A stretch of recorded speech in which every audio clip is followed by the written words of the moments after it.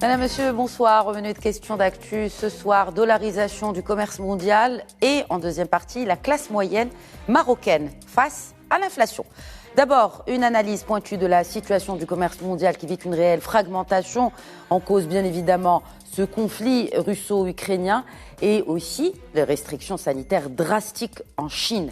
Le premier risque est bien de changer le paysage mondial de change dès qu'il y aurait adhésion des pays importateurs d'hydrocarbures russes au paiement en roubles. Le deuxième aspect, lui, pèse lourd sur la chaîne de production mondiale, la chaîne de valeur mondiale et pourrait même handicaper à court et long terme ces dernières.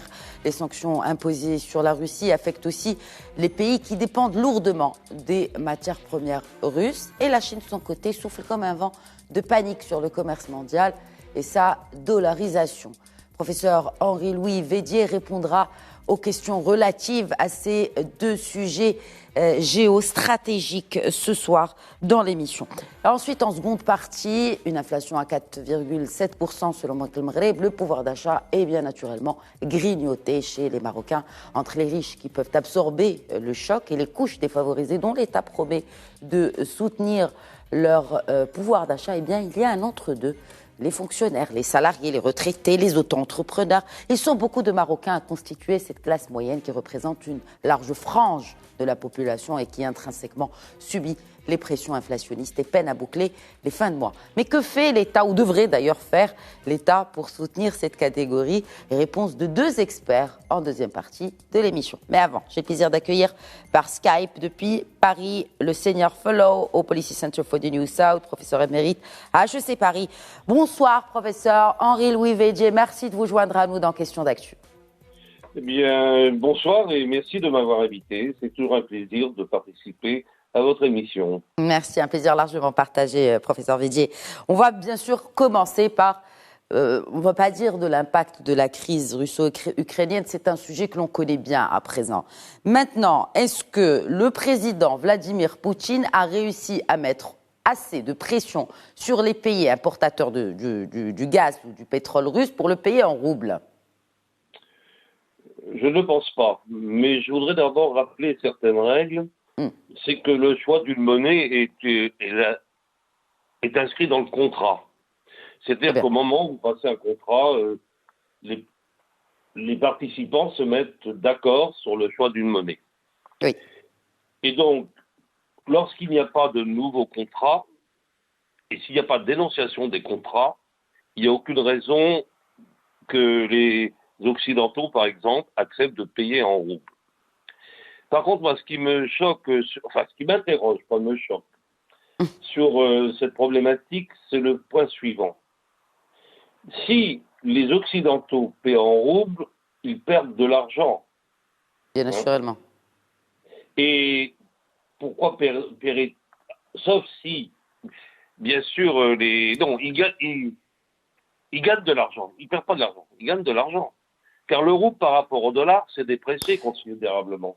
C'est ça. C'est pour les pays qui importent en euros et pas en dollars. Mais en dollars, ils risquent de gagner, de perdre de l'argent en effet. En euro-rouble, le rouble s'est totalement déprécié. Oui. Donc, pour les Occidentaux, ça serait une bonne opération que de payer peut-être en rouble. Et ils ne le veulent pas.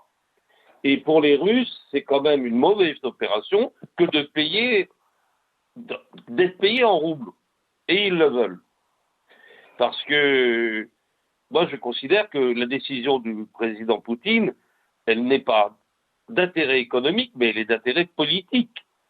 Économique aussi, je me permets de vous interrompre, professeur Védier, elle est économique aussi parce qu'il veut aussi renforcer cette monnaie qui a dégringolé depuis le début du conflit, qui a perdu quelque chose comme 30% de sa valeur. Votre remarque est extrêmement pertinente, mais je ne crois pas, je crois pas d'abord que beaucoup d'acteurs vont accepter de payer en roubles.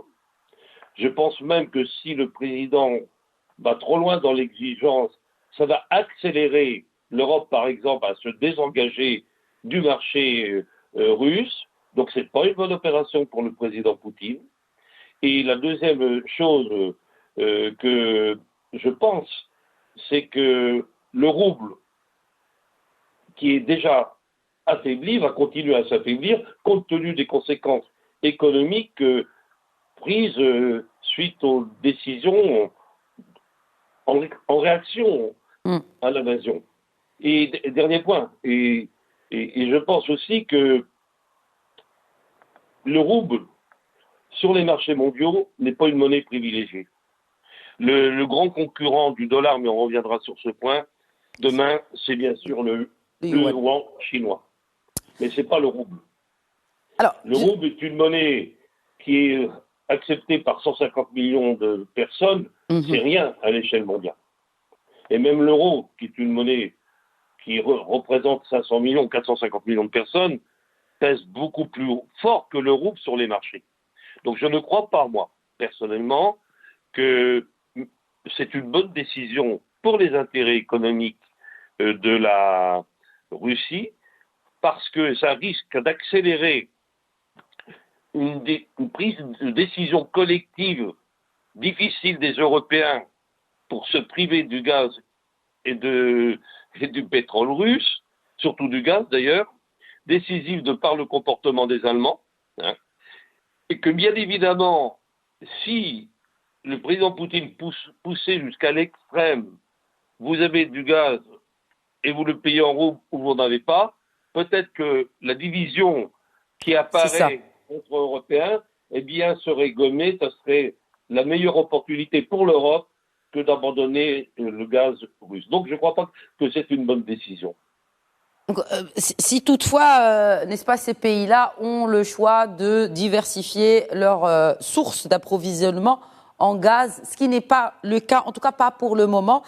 Ne pensez-vous pas qu'il y a une certaine omerta par rapport à cette question, à part quelques annonces ici et là? On ne sait pas finalement si ces pays-là ont cédé à la pression du président russe pour le paiement des transactions de gaz, si elles se sont faites effectivement en roubles ou en euros. Je partage complètement votre point, à savoir il y a une omerta des deux côtés. Car je rappellerai par exemple, lorsqu'on a mis en place les interdictions de SWIFT, on a pris soin de ne pas pénaliser les banques qui étaient concernées pour leur paiement en pétrole russe. Il ne faut pas l'oublier, en gaz russe. Bon. Même s'il y a un langage officiel, on n'a pas, à ce jour, disons, rendu très difficile les paiements en gaz et en dollars. Donc, oui, je crois qu'il y a une omerta des deux côtés. Et je crois aussi que de l'autre côté russe, il faut savoir que le seul pays européen qui accepterait de payer de payer son gaz en roubles, il vient d'en faire la déclaration. C'est la Hongrie. Le président Orban. Oui, à part lui, personne en Europe n'a imaginé céder à cette demande, car bien évidemment, si l'Europe cédait sur cette demande, ce serait un succès politique pour le président Poutine, et je ne crois pas du tout que les conditions sont remplies pour que l'Europe aille dans ce sens. Très bien. Alors, si il venait à couper le gaz, ou en tout cas les Européens décident de ne plus s'approvisionner auprès de la Russie, quelles sont les alternatives? Quels sont les autres débouchés, j'ai envie de dire, à ce gaz et pétrole russe? D'ailleurs, l'Algérie s'est déjà portée sur ces marchés européens en proposant de nouveaux contrats. Il faut le savoir. Et deuxièmement, les États-Unis ont accéléré leur offre en gaz liquéfié. Notamment pour l'Espagne. Bien évidemment. Et parce que, bien sûr, ce problème de gaz liquéfié pose les ports qui sont équipés pour le transporter. Et donc, oui, il y a beaucoup d'alternatives. Je dirais que ces alternatives, elles ne vont pas se faire. Attendez, il faut raisonner sur deux scénarios de temps. Si le président Poutine décide de suspendre ses livraisons en gaz, est-ce qu'il le fait immédiatement du jour au lendemain? C'est une question. Et s'il veut être efficace, il ne peut faire que cela. Mais s'il le fait, il se prive quand même de plusieurs centaines de millions d'euros de recettes. Or, si vous lisez les journaux financiers internationaux, beaucoup considèrent que la situation économique de la trésorerie russe est extrêmement difficile aujourd'hui et que le risque de non-liquidité est un risque réel. C'est ça. Donc je ne crois pas qu'il puisse aller sur cette hypothèse de couper du jour au lendemain le gaz. Donc il peut dire, eh bien, je vous donne 15 jours, 3 semaines, 1 mois. Très bien. Et dans ce deuxième scénario, il est bien évident d'une part que la consommation de gaz, au fur et à mesure qu'on se rapproche de l'été en Europe, va être moins importante. Car on consomme moins d'électricité en période d'été qu'en période d'hiver. C'est connu.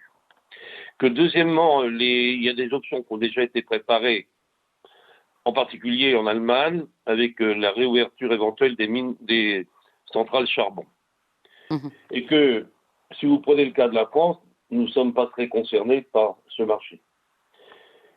Et que, comme je l'ai dit, et j'insiste sur ce point, il y a aussi du gaz en Afrique. D'ailleurs, je travaille actuellement sur un autre thème il y a des bénéficiaires à la montée du prix du gaz en Afrique, tant mieux pour nos amis africains.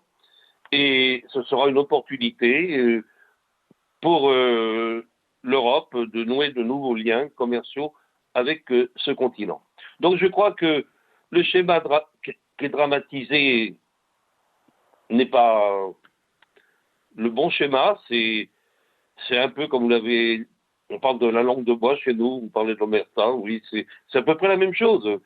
Il y a un discours officiel et il y a la réalité du terrain. La réalité du terrain, c'est qu'on continue à consommer du gaz russe, qu'on continue à le payer en dollars, et que M. Poutine continue à réclamer qu'on le paie en roubles, mais pour l'instant, ça s'arrête là.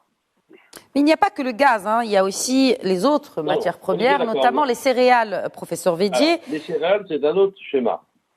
Absolument. Alors comment justement, parce qu'on a l'impression que certains pays européens, voire occidentaux pour généraliser, voient d'un mauvais œil que certains pays africains continuent d'importer des céréales et limite ne prennent pas position par rapport à ce conflit russo-ukrainien parce qu'ils dépendent et parce que la sécurité alimentaire, il y a le spectre de la famine qui pèse aujourd'hui et qui plane sur les pays africains, voire d'Afrique du Nord.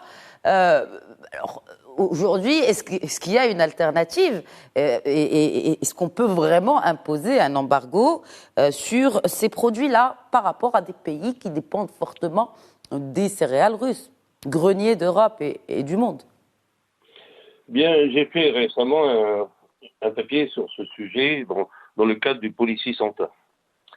Et à travers ce travail, j'ai constaté qu'il y avait une grande dépendance des pays africains subsahariens dans leurs demandes, dans leurs importations de blé venant de Russie ou d'Ukraine. Mmh. On cite au moins un tiers ayant une grande dépendance, supérieure à 50%. Et donc, ça, c'est une donnée. Bon.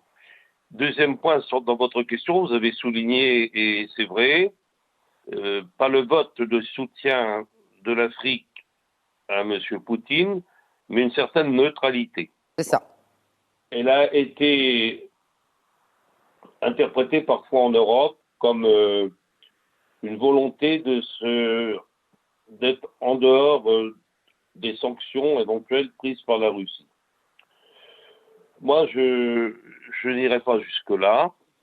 Je pense que, d'abord, la dépendance en matière de blé n'est pas du tout la même dépendance par nature que celle que l'on a vis-à-vis de l'énergie. Deuxièmement, il est certain qu'il y a une autre donnée qu'il faut bien prendre en compte. M. Poutine a besoin de ressources financières. Mmh. Et il ne peut pas se priver de celles représentées par l'exportation du blé russe. S'il ne l'exporte plus sur le marché européen, il faut bien qu'il trouve d'autres partenaires. Et bien évidemment, je ne vois pas du tout son intérêt économique, je ne parle pas de l'intérêt politique, son intérêt économique de priver le continent africain, et en particulier nos amis de l'Afrique subsaharienne, du blé dont ils ont besoin. Ce n'est pas pour moi un scénario envisageable. Ce qui est vrai par contre, le problème pour l'Afrique, c'est pas le manque d'approvisionnement, c'est le prix à payer de l'augmentation du prix du blé. C'est pas du tout la même logique. Mhm. L'Afrique ne manquera pas de blé si elle accepte de payer le prix du marché ou le prix proposé par la Russie. Ça, c'est une quasi-certitude. Mais si les marchés mondiaux venaient à manquer de blé, on commence à parler de manque de disponibilité, notamment à cause de l'Ukraine aussi. Alors, d'abord, je suis toujours très surpris que l'on fasse des projections sur l'année future de blé, alors qu'on ne connaît pas les conditions climatiques qui vont présider à cette production mondiale de blé. On sait qu'il y a des pays où ça se présente bien, d'autres pays où ça se présente moins bien, mais on sait aussi que l'un des acteurs importants, c'est là encore la Chine, mais que, toute chose égale par ailleurs, la demande provenant d'Afrique n'est pas considérable par rapport à l'offre mondiale de blé. Donc, globalement, je ne crois pas, et je répète, qu'il y a un risque de non-approvisionnement en blé. Ma principale préoccupation est: est-ce que tous les pays africains qui ont besoin de blé pourront payer le prix du marché mondial pour satisfaire leurs besoins? Et à cette question, je n'ai pas de réponse. Et Car on a un autre scénario. Et ça, c'est un scénario qui n'est pas non plus très agréable. C'est que certains pays africains réduisent leurs demandes, non pas parce qu'ils n'ont pas besoin de blé, mais parce qu'ils ne peuvent pas le payer au prix du marché. c'est ça. Vous avez parfaitement raison, surtout que les cours, n'est-ce pas, sont et continuent C'est le leur hausse. principal danger pour moi. C'est pas le manque d'approvisionnement. C'est le fait, est-ce que nos amis africains, est-ce que le continent africain pourra, dans son ensemble, disons, satisfaire aux prix mondiaux du blé, irrité de la guerre entre l'Ukraine et la Russie. Très bien.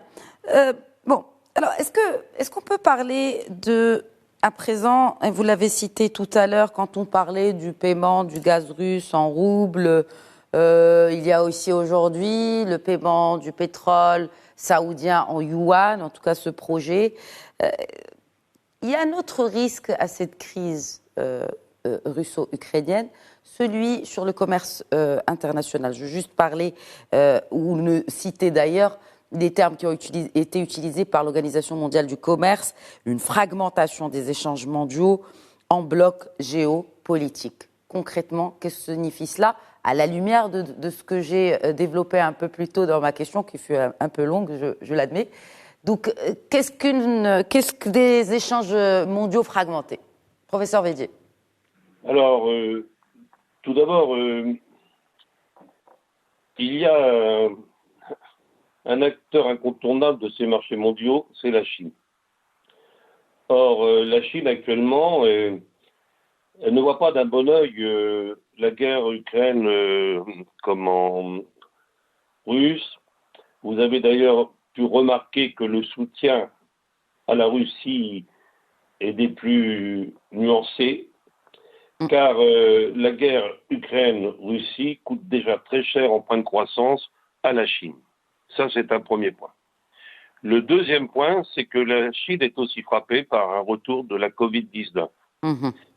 Et que là aussi, les effets de la Covid-19 sur l'économie chinoise, semble-t-il, se font déjà sentir. Donc la Chine a une double urgence: sortir de la crise du Covid-19 et surtout faire en sorte que la guerre entre la Russie et l'Ukraine se termine dans les meilleurs délais. Et je crois d'ailleurs que c'est le seul acteur qui puisse faire, plier le président Poutine sur ses objectifs définitifs. Donc, il y a la Chine d'un côté, il y a l'Europe et le monde occidental de l'autre, et il y a les économies émergentes. Ça fait les trois grands blocs qui n'ont pas du tout la même logique. Et la vraie question, est-ce que tout cela remet en cause la mondialisation? Eh bien, moi, je réponds non. Et remet en cause peut-être l'interdépendance. Et remet en cause l'interdépendance. L'interdépendance est cette question centrale aujourd'hui que tous les pays, dont le Maroc, en font vraiment leur priorité, c'est la souveraineté, sous toutes ses formes. Et aujourd'hui, plus que jamais, elle s'impose. Mais pas la mondialisation, c'est pas la mondialisation, mais c'est une nouvelle forme de mondialisation, privilégiant d'abord, disons, les problèmes de souveraineté dans des domaines stratégiques, comme l'alimentaire, comme l'énergie, privilégiant aussi la diversité des approvisionnements, car on voit à quel point on est, disons, fragmenté en Europe, une dépendance de l'Allemagne à plus de 50% du gaz russe. Là, je crois que ce schéma-là, il est en voie de disparition et que, quelle que soit l'issue du conflit, oui, on va rechercher une diversification de ses ressources. Oui, on va rechercher une interdépendance et on Est-ce qu'on va rechercher, quand vous dites qu'on va rechercher des alternatives à l'interdépendance, il y a cette question bien sûr je parlais de dédollarisation de l'économie mondiale, il s'agit aussi de la structure même du système bancaire mondial, avec, n'est-ce pas, la sortie de la Russie de SWIFT, que la Chine aurait trouvé une alternative pour justement les opérations interbancaires pour faciliter la tâche indirectement à la Russie. Bref, est-ce que finalement cette guerre en Ukraine n'est pas en train de changer l'image et le fonctionnement même de la finance mondiale? De répondre à votre question. La dédollarisation de l'économie est en marche. Ça, je vais revenir sur ce point. Deuxième réponse, elle va prendre du temps. Il ne faut pas croire que ce qui se passe actuellement va entraîner l'apparition sur le marché mondial d'une monnaie de substitution au dollar dans les 10 ou 15 prochaines années. Mais par contre, se met en place déjà les prémices d'une alternative au dollar. Et elle vient d'où? Elle vient de Chine. La Chine est le premier pays qui vient de se doter d'une e-monnaie nationale, le yuan, qui est une crypto-monnaie de banque centrale. C'est la première fois. Elle a été testée lors des derniers Jeux olympiques de Pékin, c'est pas l'effet du hasard. Et les banques européennes réfléchissent, elles aussi, à cette e-monnaie centrale. C'est ça. Attention, je parle de crypto-monnaie. Je ne parle pas du tout du Bitcoin et de ce type d'alternative. Oui. Ça, c'est un non-sens. C'est les plus grands risques que l'on fait prendre à son pays quand on fait, comme pour le Salvador, on prend comme monnaie de réserve le Bitcoin. Non. N'oublions pas qu'une monnaie centrale, une crypto-monnaie centrale, c'est une monnaie contrôlée par la banque d'émission du pays. Et les Chinois contrôlent complètement leur émission de yuan. Mais cela va à l'encontre du projet de Bitcoin, à savoir des monnaies complètement décentralisées. Absolument. Ou des crypto-monnaies, pas le Bitcoin en est une. Le Bitcoin, c'était des monnaies décentralisées. Eux, ils voulaient créer un nouvel ordre monétaire parallèle à celle des banques centrales. Ça, c'est pas possible. Et la réaction des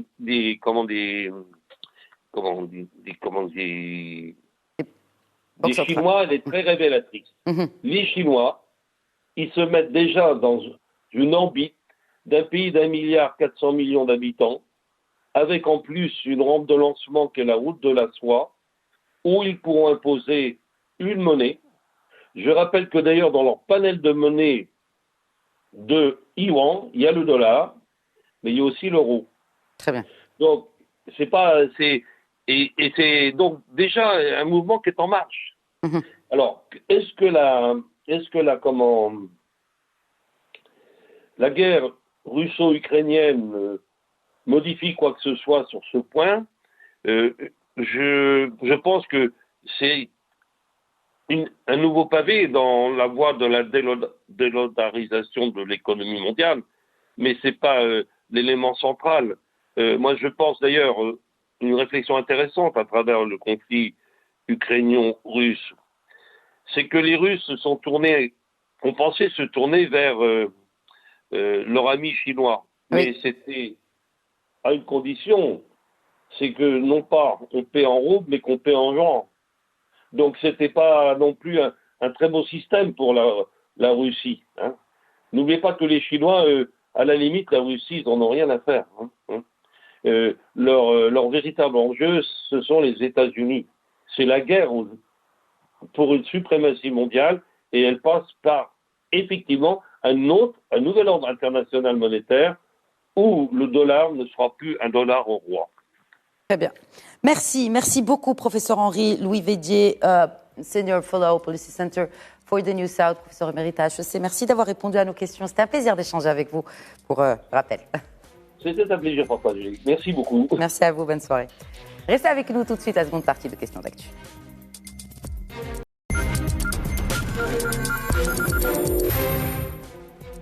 Et nous enchaînons avec un sujet qui concerne des millions de Marocains. Il s'agit bien sûr du pouvoir d'achat qui s'est tout simplement affaibli à cause de inflation mondiale. Bien sûr, le Maroc ne sort pas du lot. On en parle avec deux experts aujourd'hui, deux économistes en les personnes du professeur Khalid Benali, et expert international, et du professeur Mohamed Chigar, président du centre de recherche Aziz Blal. Bonsoir professeur Chigar. Bonsoir Ella. Merci d'être avec nous. Allah yabarak fik. Merci Alina Walik. Bonsoir professeur Benali. Bonsoir, merci beaucoup. Merci à vous et toujours un plaisir de vous accueillir sur ce plateau de questions d'actu. Alors on parle de classe moyenne. Comment pouvons-nous définir la classe moyenne? D'ailleurs, selon le HCP, la moitié des ménages marocains dépensent moins de 5 625 dirhams par mois. C'est une enquête qui date de 2021. Si on voit par exemple l'exemple de la France, eh bien, cette classe moyenne représenterait 38 millions de Français sur quelque chose qu'un peu plus de 60 millions, qui touchent en moyenne 2 000 euros. Qu'est-ce qu'une classe moyenne marocaine, messieurs? Professeur Chigar. La définition, ça pose un problème. Déjà, effectivement. Comment on doit la définir? Est-ce qu'à partir sur la base du revenu ou est-ce qu'il y a d'autres paramètres qu'il faut prendre en considération? Tels que par exemple, au niveau du budget d'un ménage, on peut prendre la structure du budget d'un ménage pour voir quelles sont les rubriques qui... En fait, ce n'est pas qu'une question de recettes, mais c'est aussi une question de dépenses. Exactement. Par exemple, une classe moyenne en France, il va au théâtre, il va au cinéma, il voyage. Chez nous, au Maroc... Maintenant, il commence vraiment à... parle pas de... Oui, en temps normal, absolument. Les 38 millions que vous avez... Oui.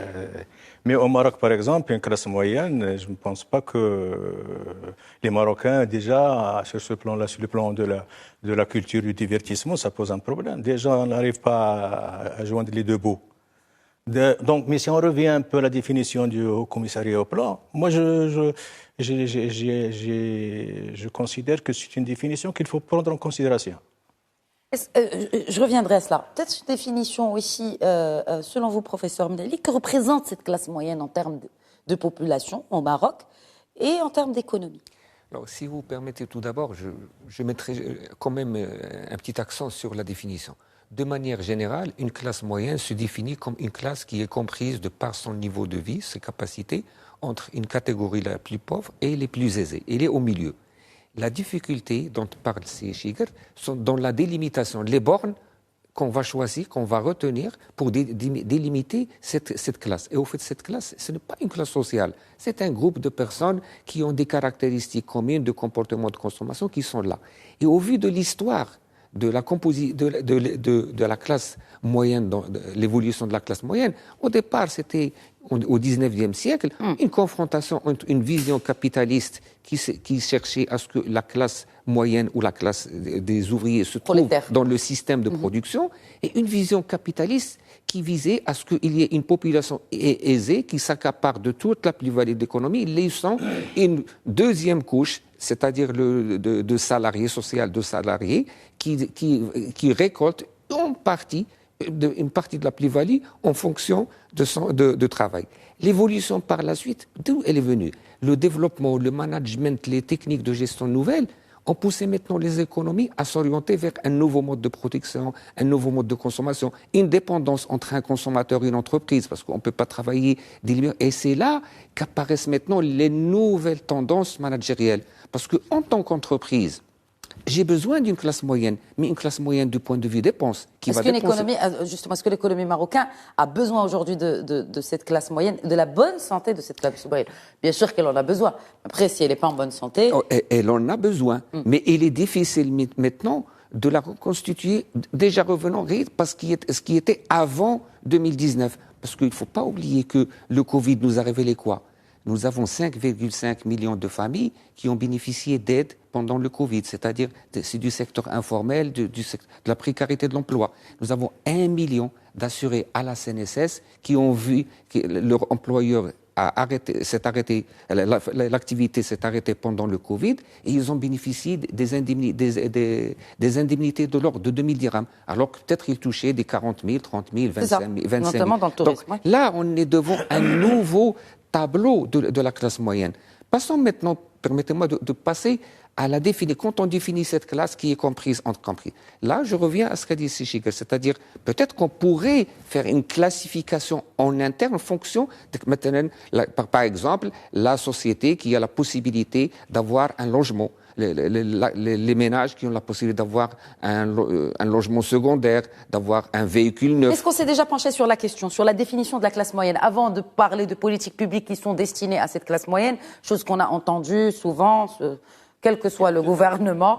Est-ce qu'on sait déjà comment la cibler, cette classe moyenne? Il faut ajouter d'autres critères pour définir cette classe moyenne. En premier lieu, la propension à consommer de la classe. C'est une classe qui consomme beaucoup, en principe. Est-ce que l'IPC du HCP est toujours de circonstance? Est-ce que justement, quand on parle d'indice de prix à la consommation, et vous avez parlé tout à l'heure de classification par le HCP, est-ce que justement ces critères-là ne sont pas à revoir, messieurs? Mais avant d'arriver à ça, déjà je peux ajouter d'autres critères pour un peu plus ou moins cerner les frontières, même si effectivement c'est pas une classe. Hein. C'est une erreur. Ils n'ont pas la conscience d'une classe. On le constate avec l'augmentation du prix du pétrole à la pompe.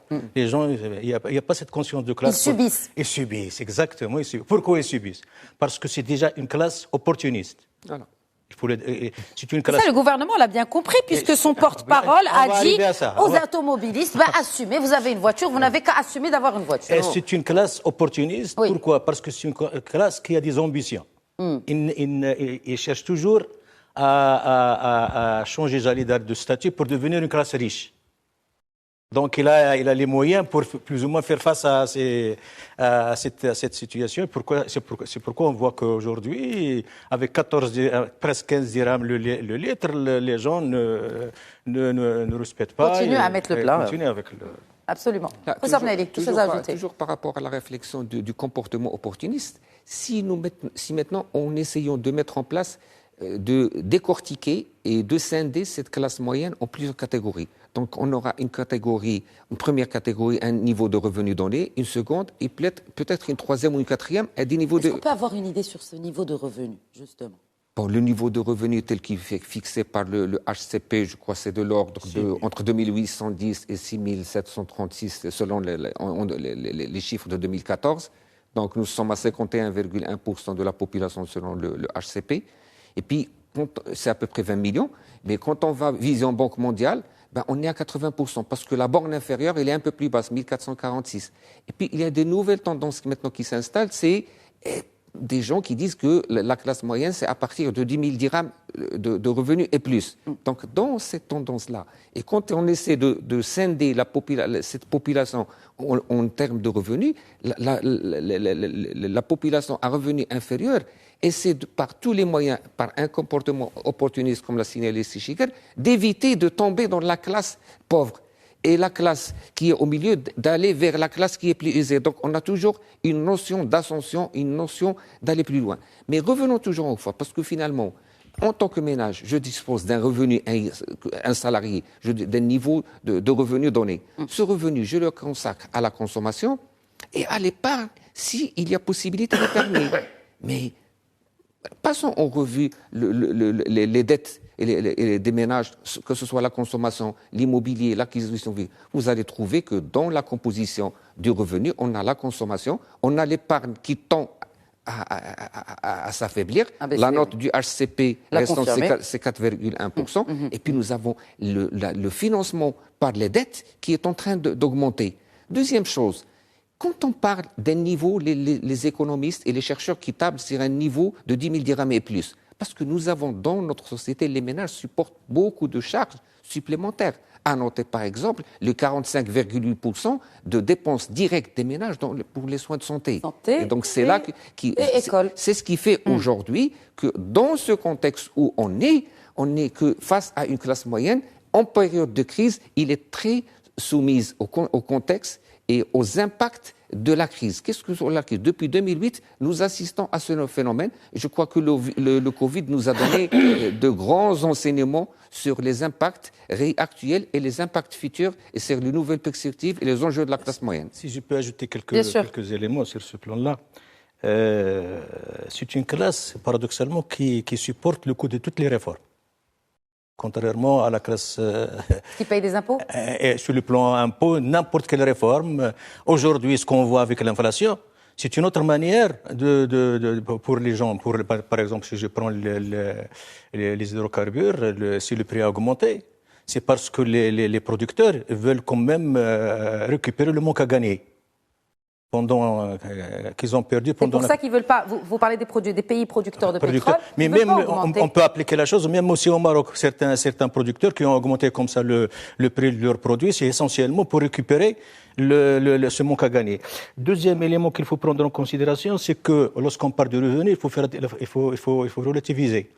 Un revenu de 10 000 dirhams à Casablanca, c'est pas une classe moyenne à Casa, c'est pas une classe moyenne à Figuig. Oui. Il y a une grande différence. Tout à fait. Troisième critère aussi, c'est le surendettement. C'est la classe la plus surendettée.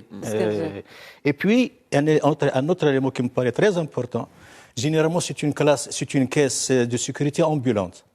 Il a toujours à sa charge ou bien des parents, ou bien qui sont à la retraite, ou bien des proches qui sont au chômage. Et d'ailleurs, c'est un élément, à mon sens, qui est très très important. Toute personne au Maroc qui a un revenu. Des fois, on la compare à une soupape ou quelque chose. Une véritable soupape. Qui absorbe les chocs. Exactement. Une véritable soupape, c'est une sécurité sociale ambulante. Très bien, c'est ce que vous avez dit. Là, est-ce que, messieurs, revenons sur les hydrocarbures, parce qu'in fine, il ne s'agit pas que de payer son plein d'essence à la pompe, on l'assume pour le moment. Il s'agit aussi de tous les secteurs qui sont liés, même si on a parlé d'indexation des prix, ce qui va inévitablement toucher le consommateur. Est-ce qu'on n'est pas en train de subir finalement les effets de la libération des prix ? Des carburants, en l'occurrence, bien sûr. Professeur Benelli, Souler Ben Kéran, rappelons-le. Est-ce qu'on n'avait pas besoin peut-être un peu plus de planification, peut-être de plan B, peut-être aussi tout simplement de mécanismes pour qu'on puisse... Personnellement, pour que cette classe moyenne ne subisse pas autant. J'ai toujours dit que la libéralisation opérée par le gouvernement Ben Kéran avait confondu deux fonctions. La fonction de producteur et de consommateur. Parce que tous les deux, on se retrouve à la pompe d'essence pour s'approvisionner. Sachant que pour le producteur, il a la possibilité de récupérer à travers les déductions fiscales, à travers l'impôt sur le bénéfice, à travers les charges. Oui. Pour le consommateur, c'est une charge in fine, il la supporte totalement et il greffe sur son budget. Ça, c'est le premier constat. Le deuxième constat que je voudrais, l'inflation, c'est quoi ? L'inflation pour la classe moyenne, c'est de sacrifier et d'abandonner certaines quantités et certains produits qu'on consommait d'une manière donnée, les réduire compte tenu du contexte. C'est une perte de pouvoir d'achat. En tant que producteur, forcément, il y a un lien. Parce qu'en tant que producteur, je produis pour vendre. Quand je produis, j'ai des inputs. Le carburant est peut-être parmi les inputs. Et peut-être d'autres produits. Et là, quand le coût de production augmente, il n'est plus à la portée des ménages pour l'acquérir. Et là, on se retrouve face à une situation que je n'achète pas ça, je m'en passe de ce produit, si j'ai acheté par exemple 5 kg d'un produit, je ne vais acheter que 2 kg. Donc tout va se réduire. C'est une chaîne qui se réduit. Donc, en termes de consommation, le niveau, je dirais, les profils de consommation varient, sachant que les profils des revenus restent à peu près stables, parce que les augmentations de salaire ne sont pas si conséquentes qui permettent de récupérer. Donc, nous sommes aujourd'hui, quand on parle de classe... Puisque vous parlez de fiscalité, excusez-moi de vous interrompre, messieurs, est-ce que finalement l'État aussi récupère plus de taxes qu'il ne devait récupérer? Parce que sur la loi de finances 2022, le baril était prévu à quelque chose comme $70.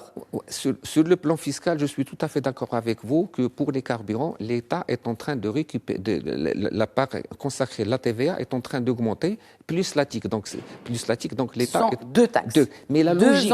Deux qui sont prélevées sur le prix du litre. Mais la logique du gouvernement actuel, c'est qu'il rassemble les ressources pour pouvoir les redistribuer dans un cadre de solidarité, de compensation, comme ça a été fait. Pour les classes défavorisées, mais de la classe moyenne? C'est ça notre question aujourd'hui. Mais pas pour les classes moyennes. Oui. Quand on parle pour les transporteurs et les personnes qui utilisent le véhicule pour aller au travail, et ceux qui ont des vélomoteurs qui l'utilisent pour... C'est ça les grandes questions qui s'imposent. Est-ce que le choix d'aller vers des techniques de compensation, de péréquation, ou bien le choix d'aller vers une révision périodique des taux de la fiscalité pour pouvoir faire bénéficier cette classe moyenne d'une baisse au moins. Parce que là, on se retrouve face à une situation, chacun, on se réveille, on attend la date de révision des prix des carburants au niveau des stations pour voir ce qui va se passer. Et là, on vit un peu sur nos nerfs. Pour répondre à votre question, oui, professeur Chikr, bien sûr. En fait, le problème, c'est un problème au niveau de la manière dont le gouvernement de Ben Keren a décompensé. On peut accepter le fait de réformer, d'aller vers la libéralisation des prix, mais à condition de bien cerner le problème et d'opter pour des réformes qui prennent en considération un ensemble de paramètres, essentiellement, par exemple, le pouvoir d'achat des gens. Et cette manière vient du fait que le gouvernement de Keren, y compris n'ont pas compris ce que c'est la compensation.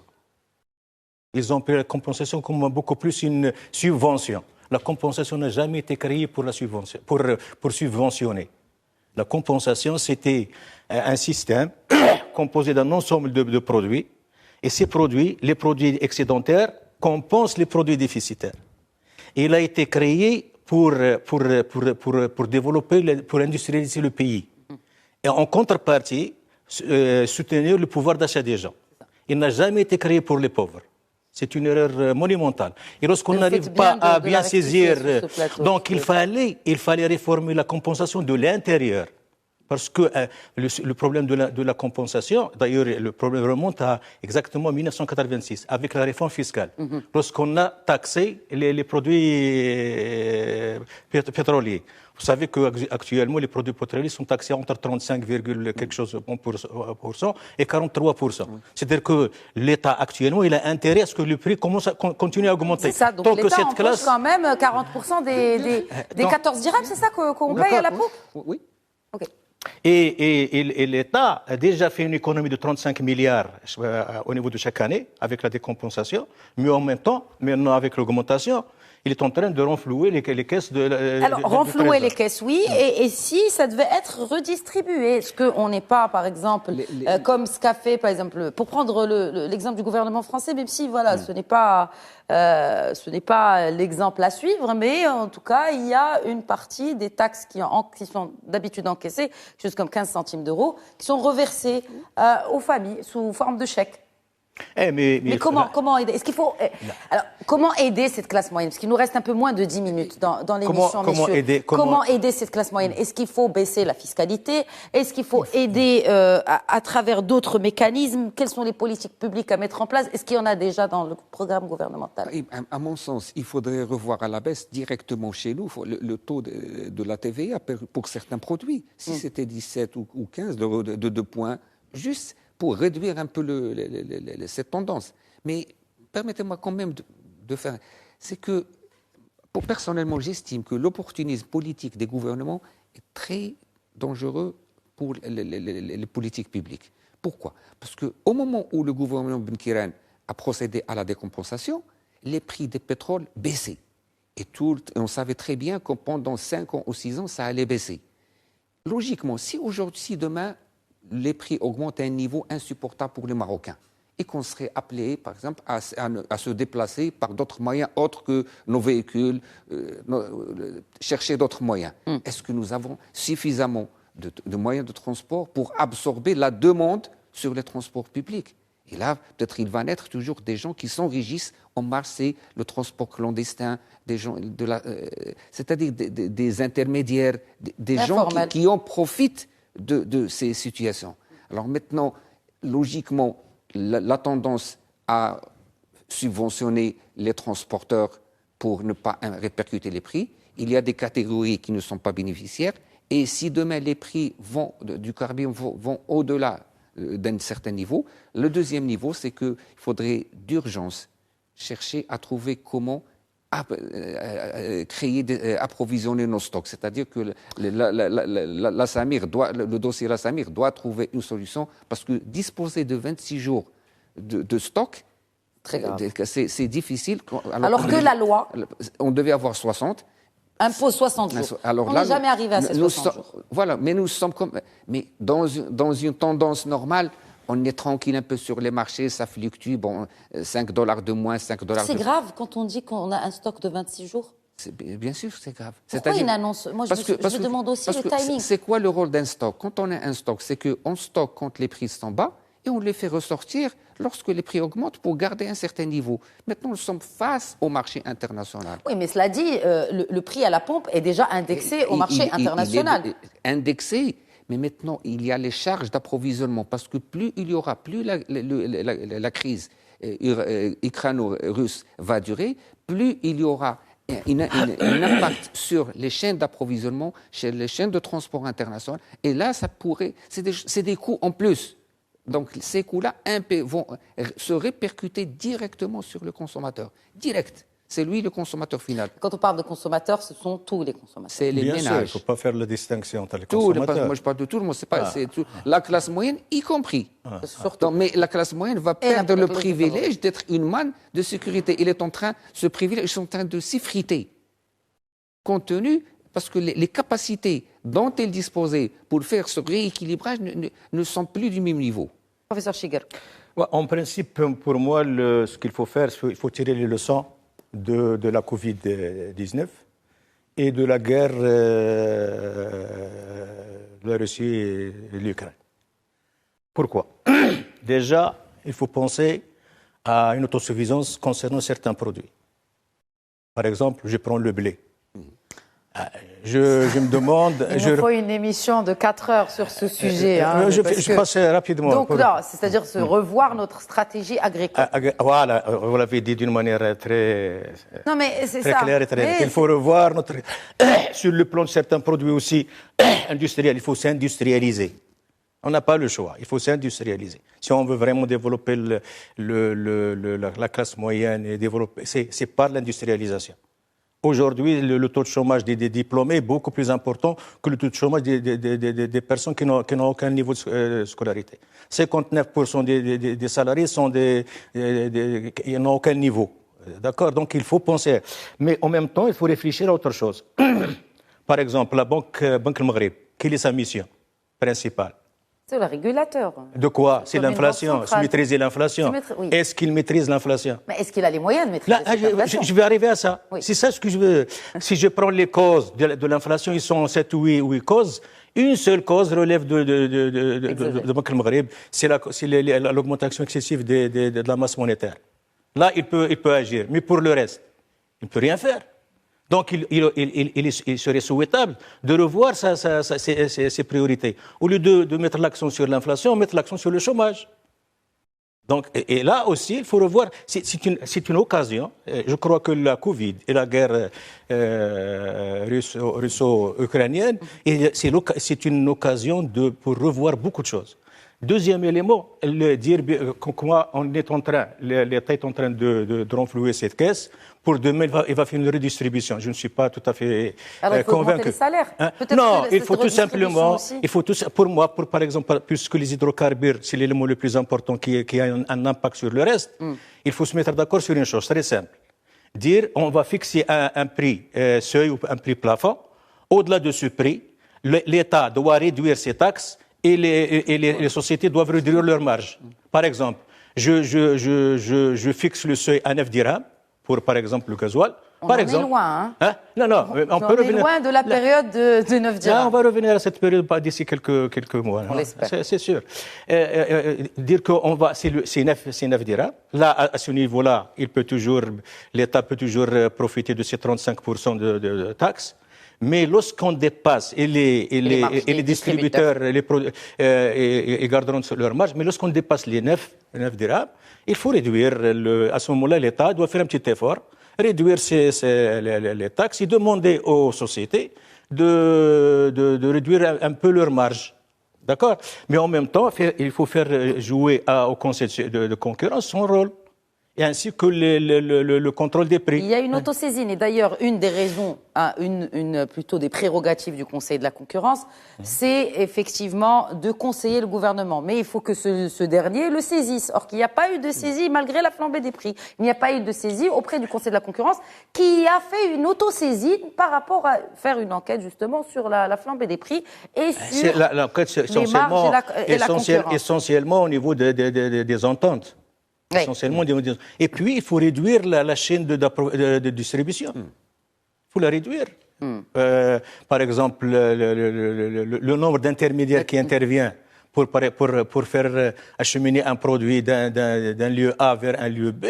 Et chaque fois qu'on allonge cette chaîne, les prix augmentent. Oui. Et enfin, il faut l'inflation. Il n'y a pas que on répercute pas d'une manière proportionnelle l'augmentation des prix. Généralement, on l'augmente avec un chouïa, un plus, pour profiter de la situation. Voilà. Donc, de mon point de vue, c'est une occasion de tirer les leçons et de la Covid-19 et de la guerre. Merci. Voilà. En Ukraine. Merci beaucoup, professeur Mohamed Chigueri, professeur Khalid Ben Ali. Merci d'avoir enrichi cette discussion. Malheureusement, le temps ne nous a pas vraiment suffi. Mais je crois que la constitution des stocks, c'est de limiter la dépendance pour certains produits nécessaires, nécessaires vis-à-vis de l'étranger. Et notamment les céréales et les hydrocarbures. C'est là les grands chantiers à venir. Très bien. Merci beaucoup. Merci. Merci à vous de votre fidélité. Très bonne soirée à tous.